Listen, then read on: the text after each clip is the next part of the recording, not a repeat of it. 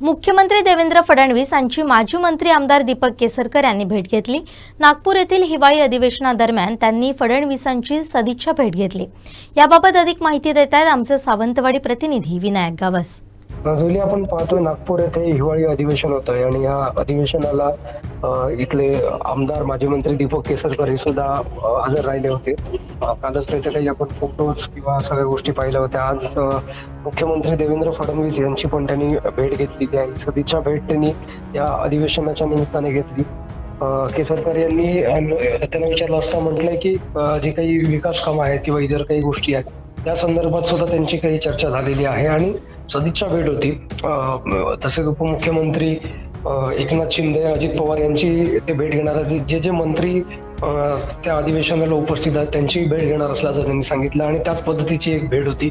मात्र निश्चितच या भेटीमुळे इथल्या मतदारसंघातले काही जे प्रश्न आहेत त्याला कुठेतरी अपेक्षा वाढलेली आहे इथल्या लोकांची की केसरकरांनी म्हटलं होतं की इथले काही जे स्थानिकांचे प्रश्न असतील ते आपण प्राधान्याने तिथे मांडणार आहेत। त्याच्यामुळे हे सगळं बघता निश्चितच स्थानिकांच्या अपेक्षा वाढलेल्या आहेत आणि या अधिवेशनामध्ये केसरकर कोणते मुद्दे तिथे मांडतात आणि त्यावर इथल्या लोकांचं समाधान कसं होतं हे पाहणं औत्सुक्याचं ठरणार आहे। मात्र मुख्यमंत्री देवेंद्र फडणवीस यांची त्यांनी भेट घेतल्यामुळे आणि तो फोटो सध्या आपल्याकडे व्हायरल झाल्यामुळे किंवा सोशल मीडियावर पण तो व्हायरल होत असल्यामुळे निश्चितच इतरही काही ज्या चर्चा आहेत त्या पण चर्चा होताना पाहायला मिळतात। कारण जिल्ह्याचे पालकमंत्री नितेश राणे यांनी काही विधानं निवडणुकीच्या काळात केली होती, त्यामुळे काही राजकीय वर्तुळात तशाही काही उलटसुलट चर्चा होताना दिसतात। मात्र केसरकर यांच्याकडनं ही सदिच्छा भेट असल्याचं त्यांनी सांगितलंय आणि अशीच भेट उपमुख्यमंत्री असणारे त्यांचे पक्षाचे नेते एकनाथ शिंदे आहेत किंवा